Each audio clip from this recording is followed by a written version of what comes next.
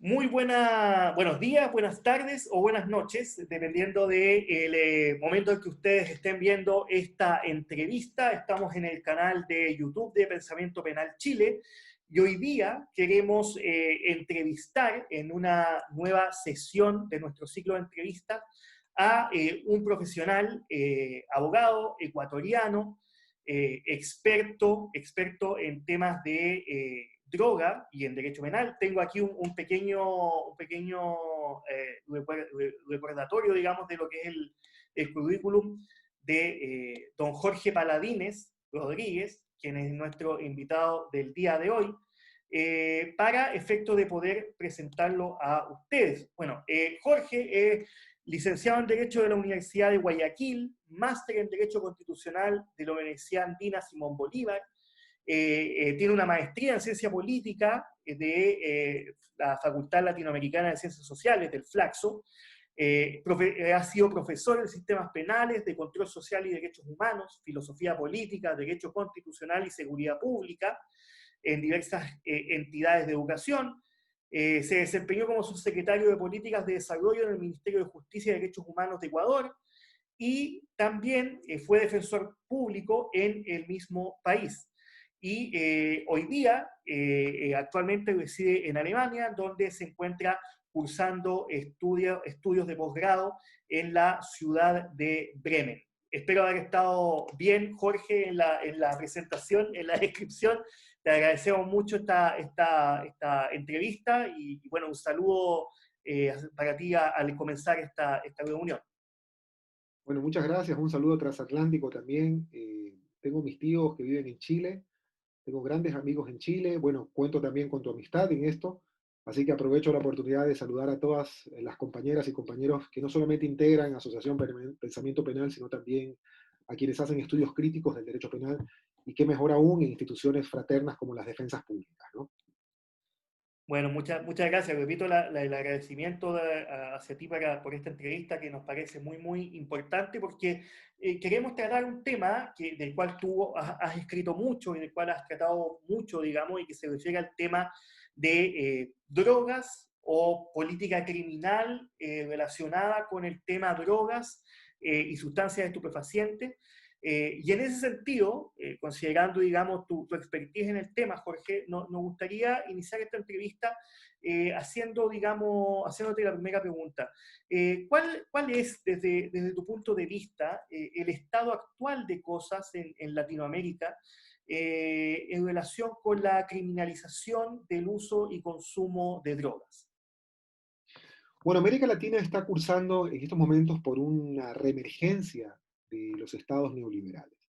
Si bien es cierto, hay estados que históricamente han tenido esta matriz ideológica, esto incide sin duda en el derecho penal. Creer que el derecho penal no tiene afinidad con lo económico es ser muy ingenuo. Además, yo no creo en esa neutralidad supuestamente académica de creer que el derecho penal es inmaculado y que por lo tanto viene de la buena nueva del Ángel Gabriel, que poco menos salió de las teorías del Big Bang.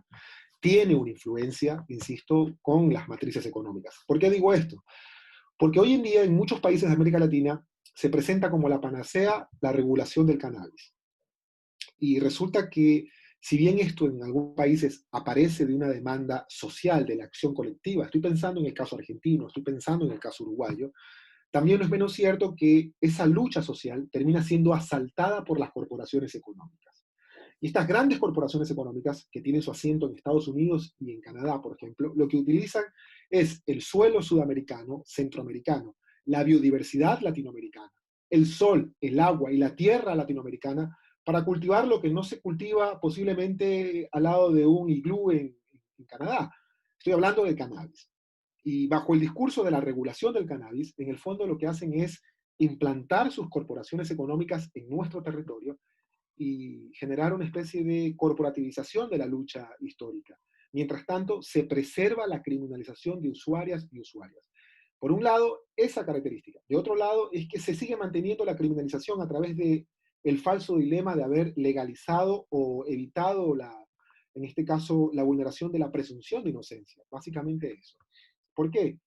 Porque la legislación o la legislación comparada en América Latina en materia de drogas tiene un denominador común, que es la presencia de los Estados Unidos. Casi en un mismo año, en una misma década, uno puede encontrar que las leyes más duras en materia de drogas estuvieron seguidas y conectadas, y uno podría decir que tal vez telepáticamente los asambleístas de Ecuador, de Bolivia, de Chile, de Argentina y de Colombia estuvieron conectados en una especie de internacional contra la política de drogas, o es que también hubo una influencia de otros países que incidieron en esa legislación. Y digo esto porque se le parece mucho a la definición de tráfico. Muchos países aducieron que tráfico es sinónimo, por ejemplo, entre otros, de la posesión, y confunden posesión por tenencia. Por el hecho de simplemente poseer drogas de uso ilícito, se ha castigado a millones de personas que han sido enviadas a las cárceles latinoamericanas, que han integrado el grueso de la población carcelaria bajo la denominación, insisto, de tráfico. Esto es falaz, porque lo que menos han hecho las fiscalías, lo que menos ha hecho las policías, es probar el tráfico. Y lo que menos ha hecho es probar lo que dice la Convención Internacional de las Naciones Unidas contra el Tráfico Ilícito de Sustancias Estupefacientes y Psicotrópicas, que es aplicada y que es ratificada en América Latina y a nivel también mundial, por ejemplo en Estados Unidos. El artículo 3 de esta convención exige de que la posesión no pueda ser objeto de juicio o reproche simplemente por el hecho de llevar en los bolsillos sustancias, incluso que puedan ser valoradas o disvaloradas por las cantidades, sino siempre y cuando, insisto, se pueda comprobar la existencia de tráfico. Tráfico es sinónimo de comercialización. Tráfico es la exigencia del fiscal de probar que hayan actos de comercio, actos objetivos, manifiestos de comercio. Las policías están blindadas, por ejemplo, de instituciones y de fórmulas y dispositivos como agentes encubiertos, que los crea la misma Convención de las Naciones Unidas contra el Tráfico Ilícito de Sustancias Estupefacientes y Psicotrópicas del 88, y que más adelante se trasladan en la Convención de Palermo del año 2000, que por cierto este año cumple 20 años. Tiene entrega vigilada, tiene muchas disposiciones que están por lo general desarrolladas en el ordenamiento procesal civil y procesal penal de nuestra legislación latinoamericana, y que le faculta al Estado el poder indagar y cerciorarse de que un acto de posesión está dirigido al comercio. Por lo tanto, el gran dilema frente a esta gran ola de la regulación del cannabis, que en el fondo termina siendo una lucha que es asaltada por las corporaciones internacionales para fines básicamente mercantiles, se mantiene de otro lado la criminalización, bajo la forma de posesión que es asumida como tráfico. Tráfico implica que el juicio de reproche, el disvalor que se hace sobre un poseedor, es asimilarlo como si fuera un traficante. No es claro todavía, a pesar del fallo Arriola en Argentina del año 2009, a pesar de la sentencia 221 de la Corte Constitucional de Colombia de 1994, a pesar de la serie de sentencias en México. Yo no sé hasta cuántas sentencias vamos a contar en México. Cada año se habla de ya tenemos la nueva sentencia en México, ya viene la nueva sentencia en México. Bueno, así ya van como 20 sentencias y se sigue criminalizando la posesión en México. Ese es el gran dilema que implica en que todas nuestras legislaciones, que fueron básicamente potenciadas en los años 80, en esa década de mucha influencia de la agenda, sobre todo antidrogas de los Estados Unidos, que siguió de los años 70 de los War on Drugs del presidente o el entonces presidente Richard Nixon, decanten que nosotros llenamos las cárceles básicamente con personas que han cometido delitos de posesión. Posesión donde no ha sido claro la diferencia entre saber si fue posesión para el tráfico o posesión para el consumo. Esa es la gran tragedia latinoamericana, el denominador común. Por lo tanto, estudiar la política de drogas es llegar al nervus rerum, es decir, al tendón, el tendón de los sistemas penales, el nervio central de los sistemas penales, en términos cualitativos y cuantitativos, es o son los delitos relacionados con las drogas. ¿Por qué? No solamente terminamos llenando las cárceles latinoamericanas en efectos no solo masivos, sino también cualitativos. La mayor cantidad de mujeres detenidas están por delitos relacionados con la droga. La mayor cantidad de ciudadanos extranjeros están por delitos relacionados con las drogas. Hay una paradoja que se da aquí en América,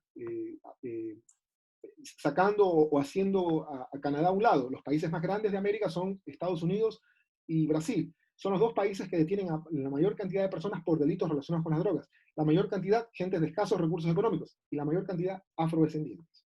Por lo tanto, aquí también hay un componente, no solo afrodescendientes, personas de escasos recursos económicos, personas pobres o de estratos económicos marginalizados, personas de otras nacionalidades, sino también el funcionamiento o disfuncionamiento de los sistemas penales, que implica que al final terminan policializándose. Es decir, hay una policialización de la justicia penal.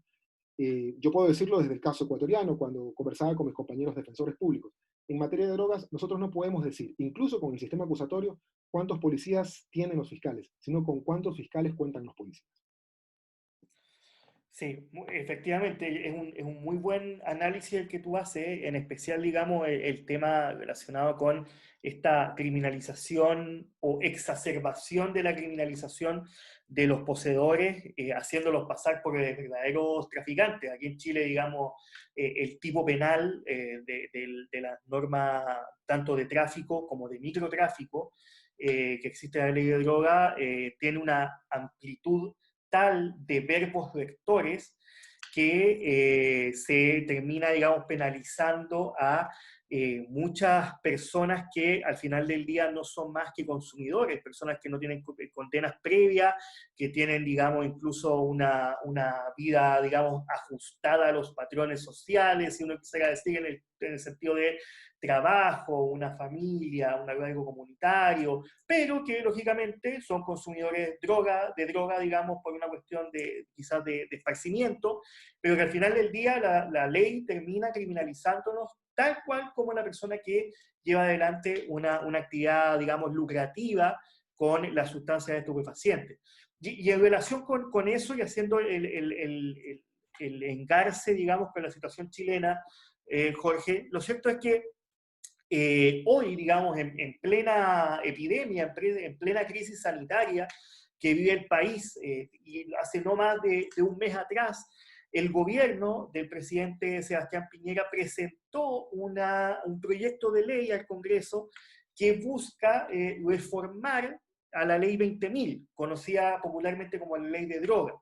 Estas modificaciones van ligadas a temas de pérdida de beneficios sociales para aquellas personas que se vean, digamos, inmersos dentro de causas de droga, una serie de normas de incautación de bienes y otras normas permisivas para las policías, etcétera, etcétera. Entonces, al tenor, digamos, de lo que ya hemos conversado, ¿qué es lo que te parece estas modificaciones que se buscan implementar en Chile? ¿Cuál es tu parecer respecto de estas modificaciones al tenor, digamos, de la situación que hemos descrito anteriormente? Bueno, las leyes antidrogas y las leyes policiales antidrogas que se han comido o han devorado al derecho penal, que lo han hecho funcional al derecho penal, han sido subterráneas o latentamente leyes morales. Ese falso dilema de creer que vamos a atacar el tráfico jamás fue un dilema creíble, fue un dilema en realidad que reprodujo una máxima normativa desde la Convención Internacional contra el Opio de 1912, cuyo efecto, cuyo mensaje fue prohibir el consumo. Es decir, si creemos que jurídicamente las convenciones internacionales intentaron o intentan reprimir el tráfico, eso es nada más que un cascarón. En el fondo lo que tratan es de proscribir al consumo. Con proscribir al consumo está enviando un mensaje moral, potentemente moral, de creer que no solamente hay individuos, sino también grupos sociales que no pueden estar en el espacio público, que se asume una política estatal intolerante, discriminatoria y de exclusión social sobre grupos sociales que simplemente lo que hacen es ejercer libremente no solo el desarrollo a la personalidad, el derecho a la ciudad, el derecho al hábitat, el derecho a estar en el espacio público. Por eso la pandemia refuerza estas posiciones conservadoras o morales, porque precisamente parte de un componente sanitario, la sanitarización o la higienización del espacio público, donde se ha desarrollado en gran medida esa mezcla entre política moral y política criminal a través de las policías, precisamente desde la lucha antidrogas. Pero si bien esto es de forma latente, subterráneo, a partir de la falsa protección del bien jurídico salud pública, en el fondo ese es una falacia que no se sostiene, insisto, porque en el fondo lo que se trata es de proscribir el libre ejercicio de derecho a la personalidad, el desarrollo a la personalidad, a usar libremente drogas. Últimamente lo que está haciendo Latinoamérica es ya salir de ese papel latente y llegar a un papel manifiesto, a un papel de frente, con un discurso frontal, ya de moralizar completamente la lucha antidrogas. Y moralizarla implica el castigar aún más a las personas que son atrapadas por los sistemas penales. Con esto hay que tener mucho cuidado. Una de las agendas que vino desde el norte hace muchos años fue la denominada agenda de extinción de dominio. Hay dos temas con los que ellos siempre han jugado, con lo que se ha jugado, digamos, la política internacional en materia de drogas, con las contradicciones que revela el caso estadounidense, porque el caso estadounidense es paradójico. Hay una política exterior que se manifiesta a través de las agencias de seguridad, las agencias militares, el Comando Sur, las agencias policiales, la DEA, pero también hay una discusión interna. Estoy hablando de la regulación y legalización de las drogas al interior de los Estados Unidos. Me parece que en ese sentido hay que hacerle más caso a lo que Estados Unidos hace adentro que a lo que dice afuera. Pero lo que dice afuera es lo que llega en el sentido de cooperación, coordinación con los estados que están del río Bravo hacia abajo. Esa coordinación, que puede ser antropológicamente también leída como colonización de los sistemas políticos criminales, decanta en que nuestras normas reproduzcan de una parte la figura de la extradición de sus propios nacionales, que algunos países lo permiten, el caso colombiano, el caso mexicano, incluso contra sus constituciones a través de fórmulas jurisprudenciales, y de otro lado figuras como la extinción de dominio, que viene desde hace muchos años. Pero si no es claro que nos estamos llevando a un consumidor a la cárcel a título de traficante, con la extinción de dominio no nos estamos necesariamente refiriendo a los Pablo Escobar y a los Chapo Guzmán. No vamos a confiscar la hacienda Nápoles en Colombia. Lo que vamos a confiscar es la motoneta, la casa de cartón, lo que veía tal vez en algún programa, los pequeños insumos o los corotos, como dicen en Venezuela, de habitantes que son usuarios de drogas y que posiblemente también terminen en este círculo de usuario, tráfico, microtráfico, expendio, venta al detal, etc.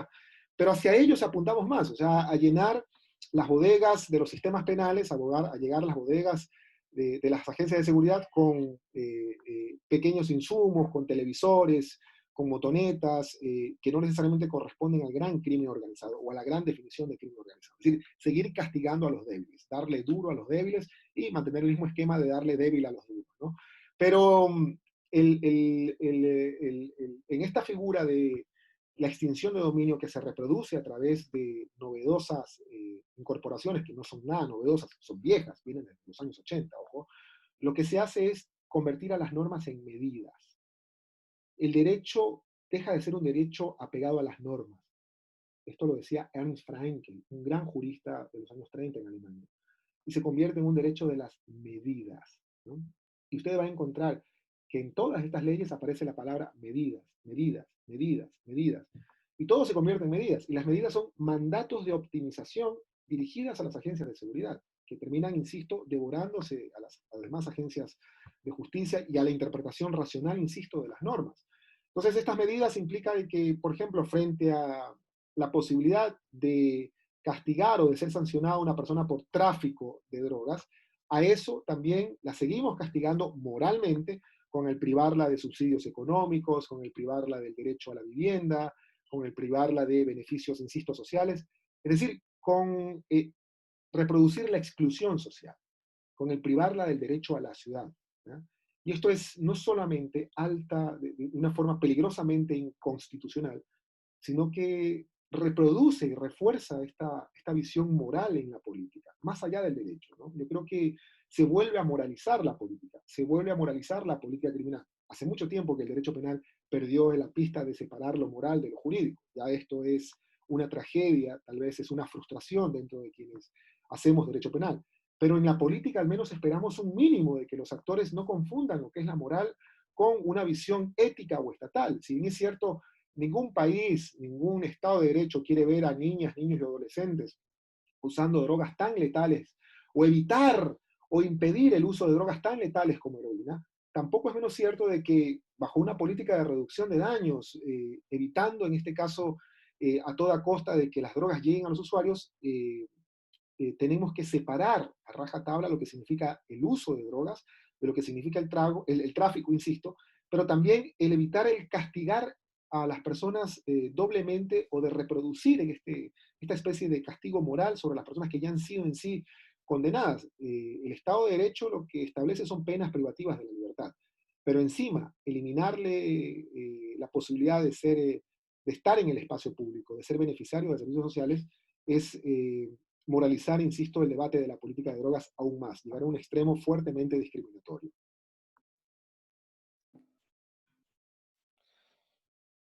Sí, Jorge, me queda muy, muy, muy claro el punto. Y en ese sentido, digamos, de lo que estamos dialogando hoy día en esta entrevista, ah, la pregunta que surge es hacia dónde tenemos que ir. O sea, quienes cultivamos el estudio y el ejercicio del derecho penal, entendiendo, digamos, como un conjunto de normas que al final del día no es solamente, digamos, o no es castigo y sanción, sino que por sobre todo, al menos como yo entiendo, el derecho penal tiene que ser una conjunto de normas que brinden garantía, digamos, a la ciudadanía.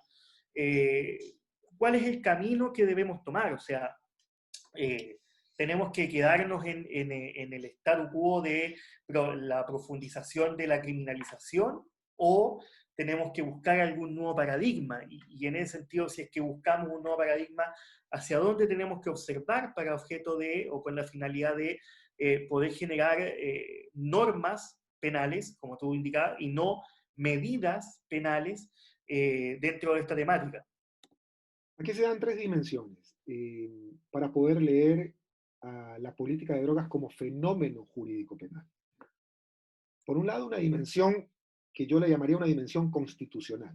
Yo te podría decir e invitaría a los actores sociales y jurídicos que defiendan a sus ciudadanos amparados en sus constituciones.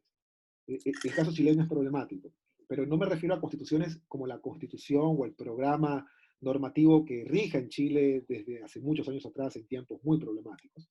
Me refiero a las constituciones como el programa de derechos humanos, independientemente de un librito que se llame Constitución. Estoy hablando del programa de derechos humanos. Estoy hablando de la Declaración Universal de Derechos Humanos, estoy hablando del Pacto Internacional de Derechos Civiles y Políticos, del Pacto Internacional de Derechos Económicos, Sociales y Culturales, estoy hablando de la Convención Americana de Derechos Humanos, estoy hablando de la jurisprudencia de la Corte Interamericana de Derechos Humanos. Esto es el programa constitucional.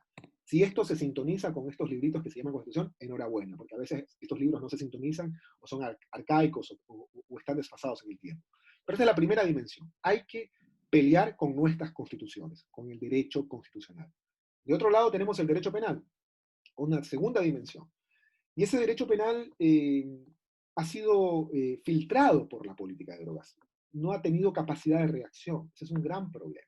Al punto que ha terminado legitimando la política de drogas a través de fórmulas jurídico-dogmáticas como radicalizar la figura del peligro abstracto desde la política de drogas, como radicalizar el derecho penal de riesgo, como legitimar la vigencia de la norma simplemente por el hecho de estar inscrita en un tipo penal. Me parece que esto olvida la posibilidad de criticar la racionalidad y de criticar la sistematicidad del derecho penal. El derecho penal es una fórmula racional, moderna, para interpretar una norma, un tipo penal que crea el legislador. Claro, el legislador no es una persona que está al lado de Platón y Aristóteles en el Partenón griego. Es un ser humano común y corriente, como nosotras, como nosotros, que legisla por pasiones, que legisla por populismo, que legisla por conveniencia, que legisla por corporativismo.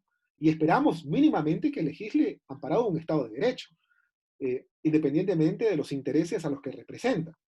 Y hay una tercera dimensión, que es más peligrosa todavía, que se desentiende ya del confuso panorama del derecho penal, que se desentiende, insisto, de este moderno debate del derecho constitucional, que son las medidas, como tú efectivamente también lo volvías a repetir. Eh, Esas medidas que implica el que el derecho penal se sujeta a una especie de política de facto, a un derecho no de jure, sino un derecho de facto. Y ese derecho de facto es un derecho policial, ¿no?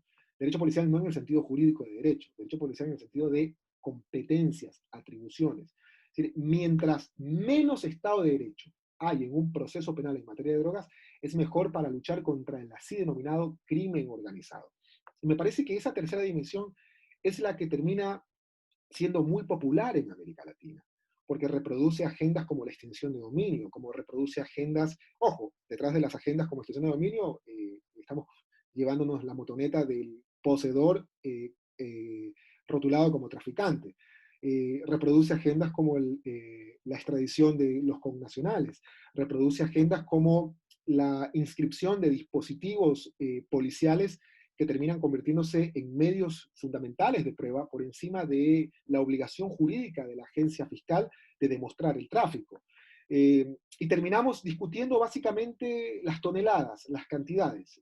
Me parece que el poder debatir la perspectiva de la sustancia tiene que cambiar el enfoque de, sobre todo, llegar desde la Constitución, desde el derecho penal, hacia la posibilidad de que el Estado pueda desmontar la presunción de inocencia, deba desmontar y deba probar la presunción de inocencia. Es decir, lo que tiene que hacer el Estado no es discutir básicamente alrededor del objeto de la sustancia, sino discutir si la presunción de inocencia ha sido vulnerada a través de una acción inscrita jurídicamente, interpretada jurídicamente, como típica, insisto, antijurídica y culpable. ¿Qué quiere decir esto? Y me refería a las sustancias. Generalmente lo que hacen las agencias de seguridad es discutir cuántas dosis salía de una sustancia, de saber si hay un ladrillo, de saber si es cocaína, pero también se pierde la pista y el peritaje termina siendo un peritaje desde las medidas. Poco o nada se sabe, y con esto no estoy diciendo que los jueces o los operadores de justicia la prueben.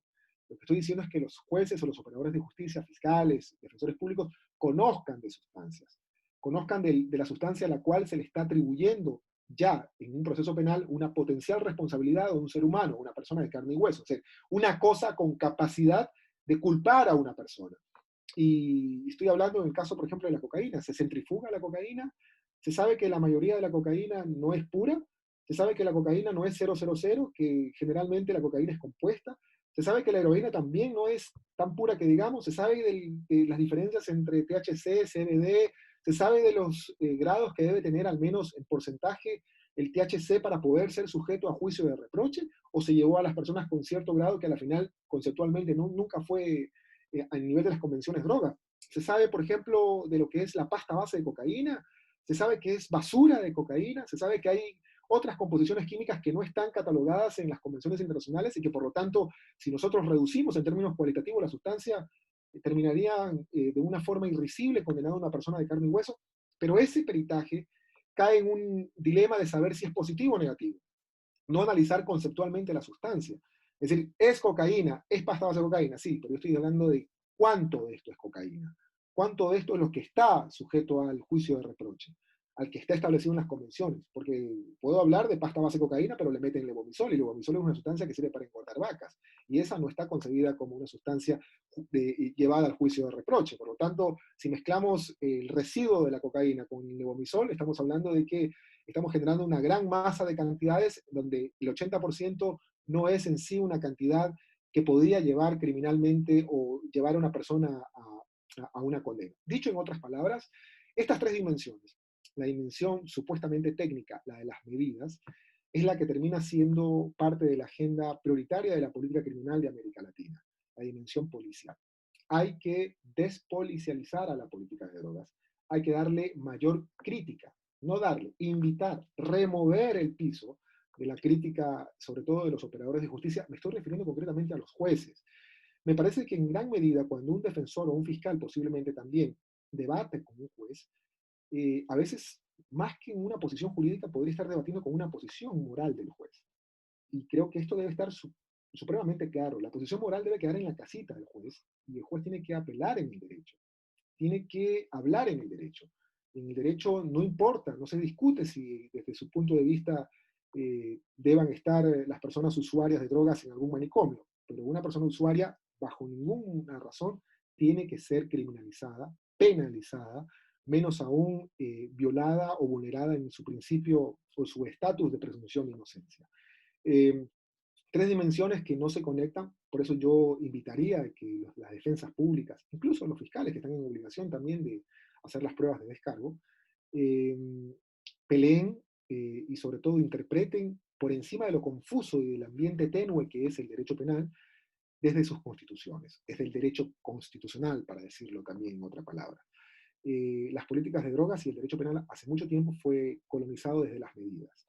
Esto es altamente peligroso, está en el lenguaje de las normas incluso. Las normas tienen palabras que hablan en cada momento de las medidas. Menos derechos, más medidas. Y más medidas implica un derecho o un proceso penal más de facto, una desformalización del derecho penal. una posición también más ejecutiva del derecho penal. Lo que se intenta es golpear al crimen organizado y a través de este gran, digamos, principio o mandato político criminal, se flexibiliza el resto del derecho penal, decanta esto en más procedimientos abreviados, o sea que un poseedor crea que por el hecho de ser poseedor se convierte en un criminal, y que por lo tanto tenga que aceptar los cargos de ser traficante y aceptar una pena. Esa desformalización del proceso penal implica también mayores atribuciones a las agencias ejecutivas. Y hay que entender que en alguna medida también la Fiscalía es una agencia ejecutiva, dependiendo de la organización jurídico o político-criminal de cada país. En Ecuador la Fiscalía forma parte de la función judicial, pero en otros países la Fiscalía forma parte del Poder Ejecutivo. Eh, y esto hace que, por supuesto, no perdamos la mirada crítica de pelear, insisto, esa política de drogas, esa aplicación práctica de los tipos penales en materia de drogas con las constituciones. Es lo único que nos queda. No estoy invitando a que se invente nuevamente el agua tibia, no estoy invitando a que, digamos, a través de esta entrevista nos convertamos en, o invitemos al búho de Minerva para que dé luces en todo esto. No, simplemente es aplicar el estatus del derecho constitucional hacia la política de drogas. Las convenciones internacionales no están por encima, las de drogas, de las convenciones sobre los derechos fundamentales. Eso es un error creer. Las convenciones sobre drogas no están por encima de la Declaración Universal de los Derechos Humanos, no están por encima de la jurisprudencia de la Corte Interamericana de Derechos Humanos.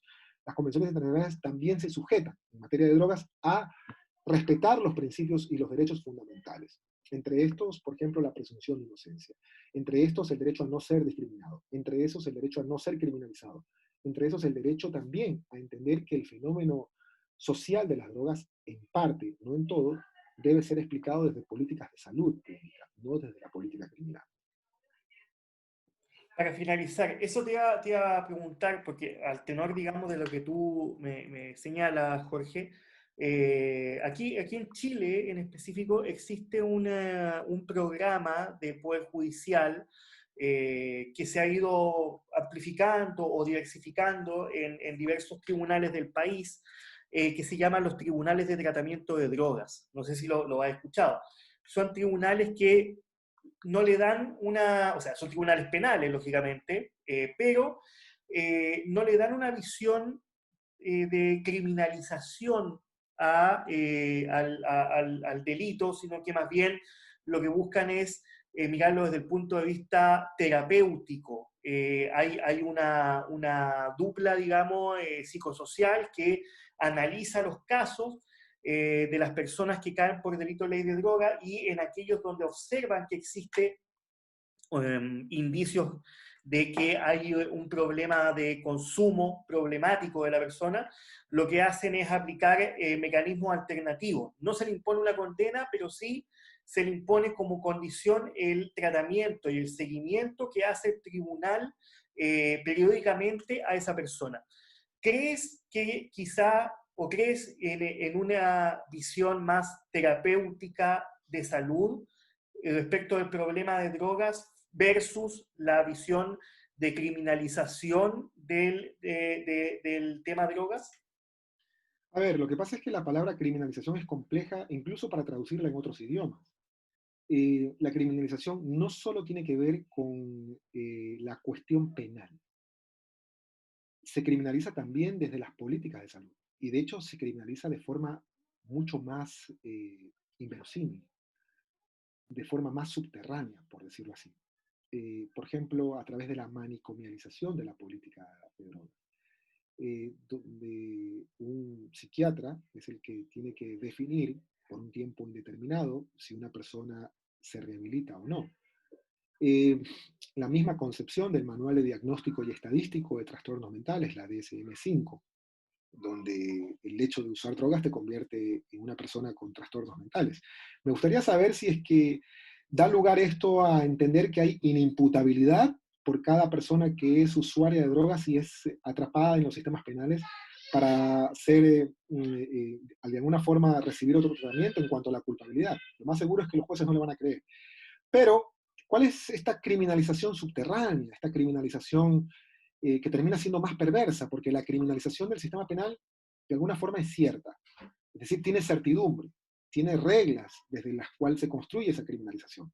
Si bien es muy difícil que encontremos una norma que hoy en día diga en nuestros códigos penales todo usuario de drogas va a ir a la cárcel por el hecho de tener un porro de marihuana, tiene formas en donde una persona por el hecho de la posesión es atrapada por el tráfico, pero va a ir a la cárcel por tantos años y la cárcel está regentada por, llámese, Ministerio de Justicia, Gendarmería. A veces no sé si en Chile es más fuerte Gendarmería que el Ministerio de Justicia. Creo que lo segundo es más fuerte.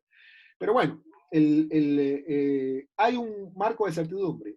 El marco de incertidumbre, en cambio, cuando una persona es tratada por los sistemas de salud desde una visión manicomial, es que aquí no hay jueces, es un psiquiatra, con la problema de definición de lo que es un trastorno mental, porque ahí me queda la duda si el manual de diagnóstico y estadístico de trastornos mentales define trastornos mentales o comportamientos sociales.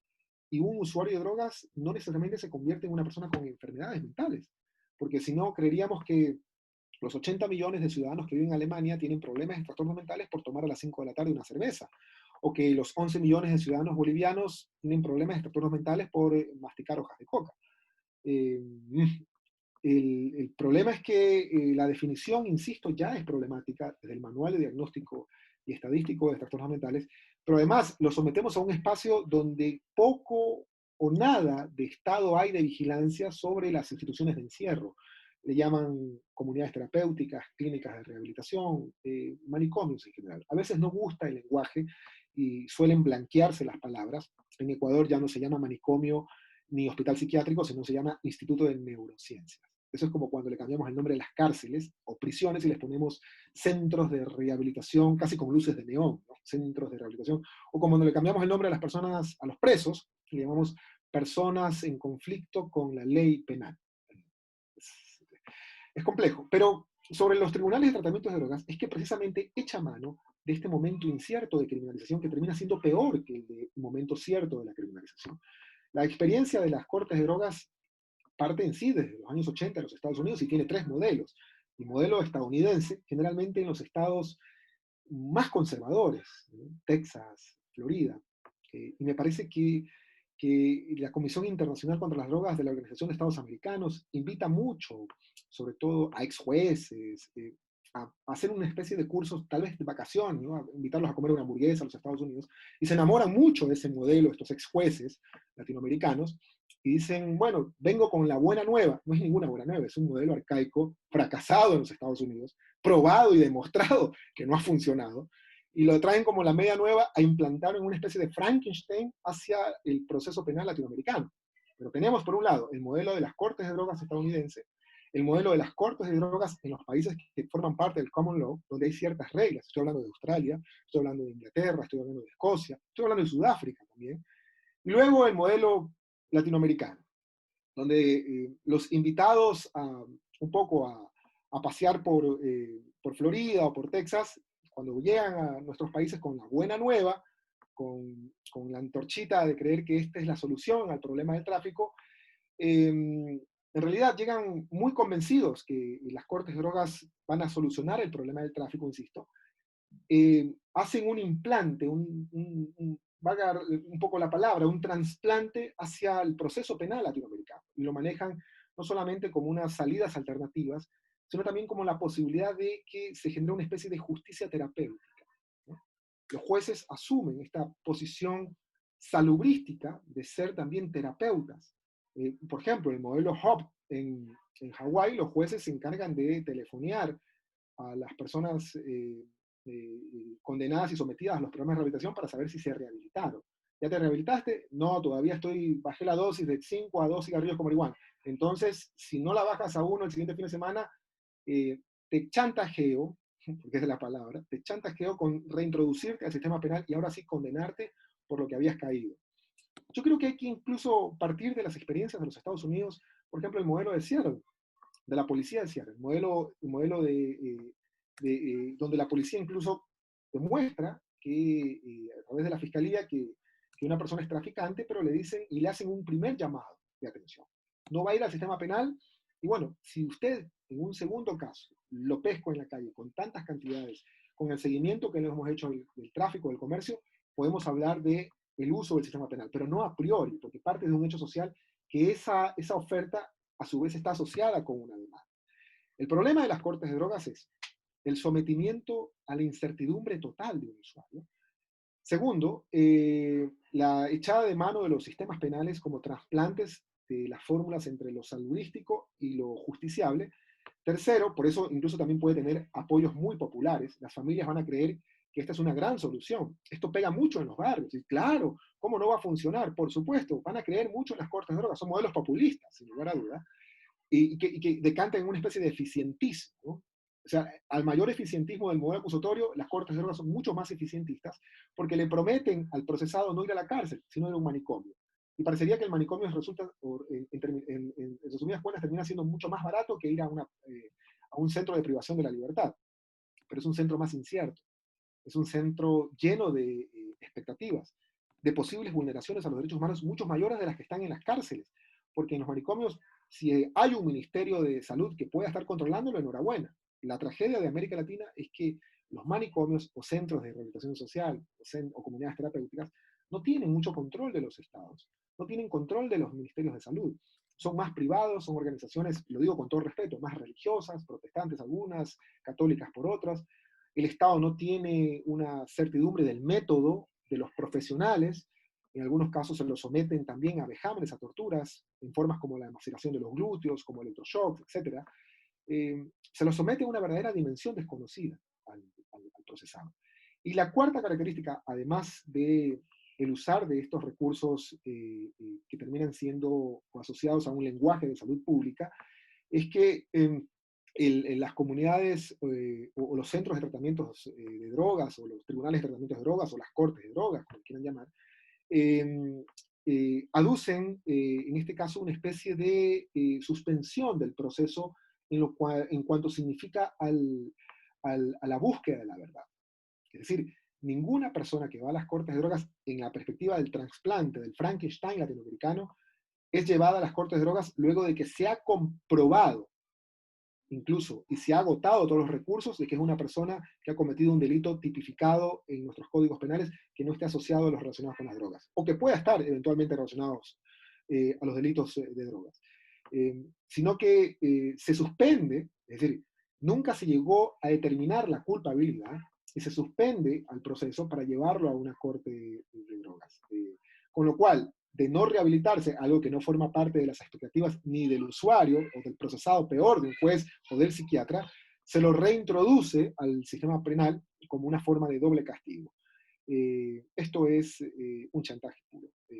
Las cortes de drogas son ilegítimas prima facie, no solamente que han demostrado su fracaso en los Estados Unidos, sino que también son altamente violatorias de los derechos fundamentales. Yo insistiría de que habría que afianzar esta defensa de nuestras constituciones también, con ser menos románticos, ¿no? A los compañeros viajeros, que les encanta viajar a comer una hamburguesa a los Estados Unidos, hay que asumir hacer una visita con más crítica, ¿no?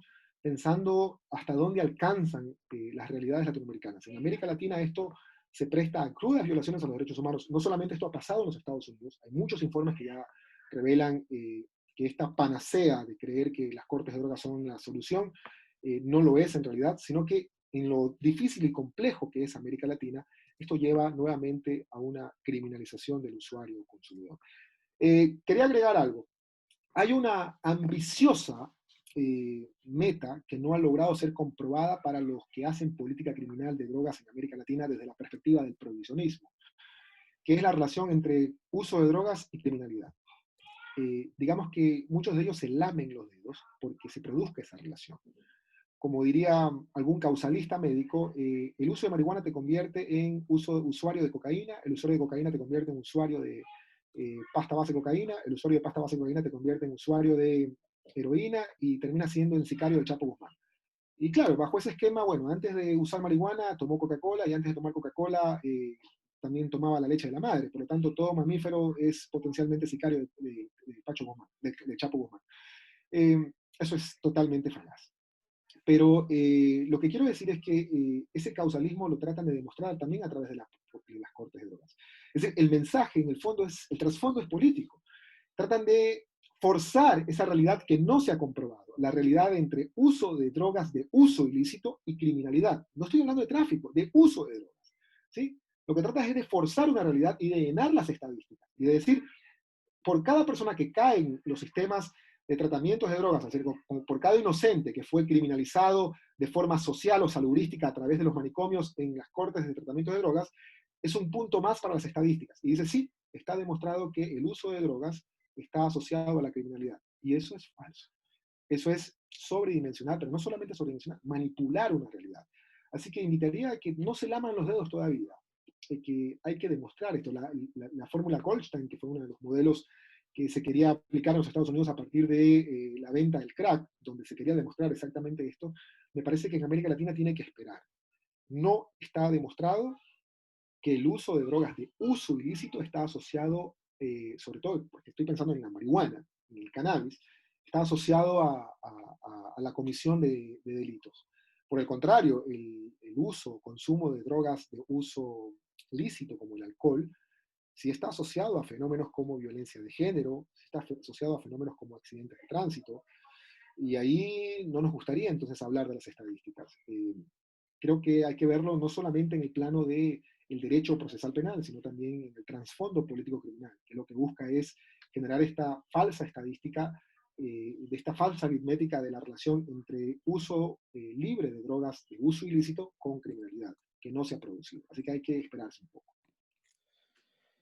Bueno, Jorge, muchas gracias por la entrevista. Creo que hemos tratado de forma amplia bastantes temas de bastante interés para generalmente los espectadores de Pensamiento Penal Chile.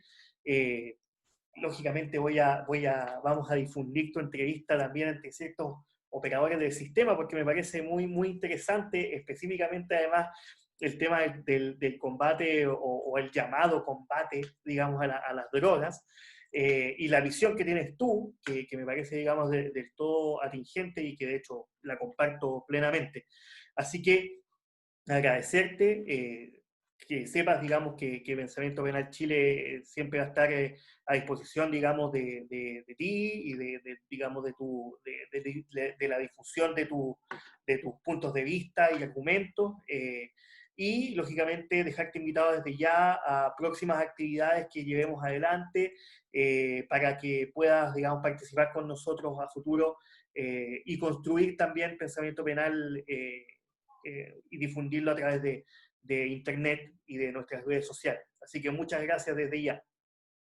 No, muchas gracias a ti y un saludo también, insisto, a todas las y los compañeros que no solamente hacen pensamiento penal en Chile, sino que están interesados por la crítica al derecho penal. Insisto, uno de los campos más agudos, más complejos, es esta relación entre drogas y derecho penal. Eh, las cárceles están llenas de esa dinámica. Eh, nuestras contribuciones como ciudadanos que de alguna forma tributamos también al Estado, terminan sirviendo para pagar policías que trabajan para la guerra contra las drogas, fiscales que investigan y acusan para la guerra contra las drogas, defensores públicos que tienen que defender en casos de la guerra contra las drogas, jueces que trabajan para la guerra contra las drogas, jueces que también trabajan para la guerra contra las drogas, en el caso de las cortes de drogas, cárceles que se llenan para la guerra contra las drogas. Es decir, no solamente hay que verlo como un problema más discursivo, real, que termina siendo una carga tributaria, económica enorme para nuestros países. Eh, Creo que hay que tener sobre esto un efecto pedagógico, sobre todo con las instituciones que forman parte del sistema penal, comenzando por las policías. Y esto implica de que los casos de porte o tenencia para el consumo tienen que ser absolutamente descartados del sistema penal, absolutamente, sin condición ni miramiento alguno.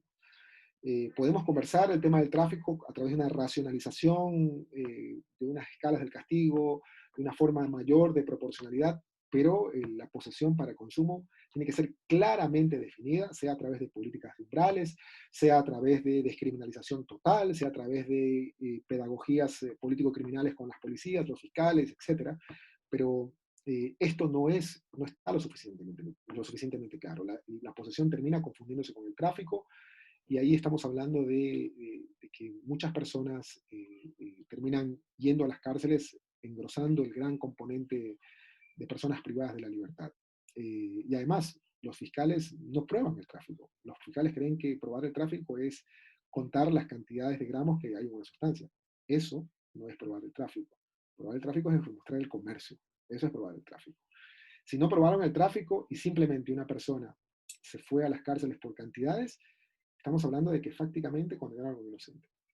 Estamos hablando de que fácticamente, si esa persona más adelante se comprobó que no tenía ninguna relación con el tráfico a través de otras instancias, se generó una especie de falsos positivos. Personas que en una primera instancia fueron mostradas ante los medios de comunicación, en la crónica roja de los medios de comunicación, como traficantes, pero que posteriormente en instancias, en lo sucesivo del proceso penal, se demostró de forma real y verdadera que eran inocentes. Falsos positivos. Es cierto, y comparto lo que tú dices, Jorge, estoy muy, muy de acuerdo. Bueno, ponemos fin a la entrevista con Jorge Paladines Rodríguez, ya lo presentamos al inicio de esta entrevista, amigo ecuatoriano, abogado, con una larga carrera y también expertise en el tema de drogas y políticas, digamos, relacionadas con el tema de drogas.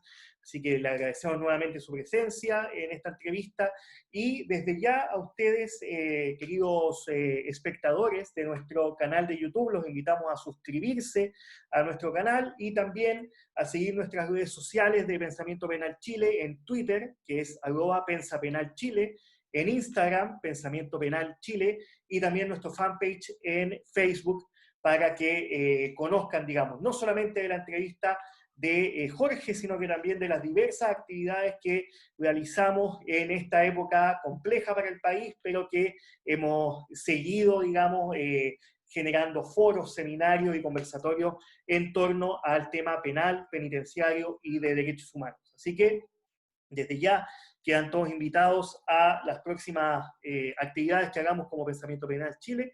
Les agradecemos su audiencia, les agradecemos que vean nuestros diversos videos y entrevistas y nos veremos en una próxima oportunidad. Un abrazo para todos, un abrazo Jorge, que esté muy bien. Nos vemos, chao, chao. Un abrazo.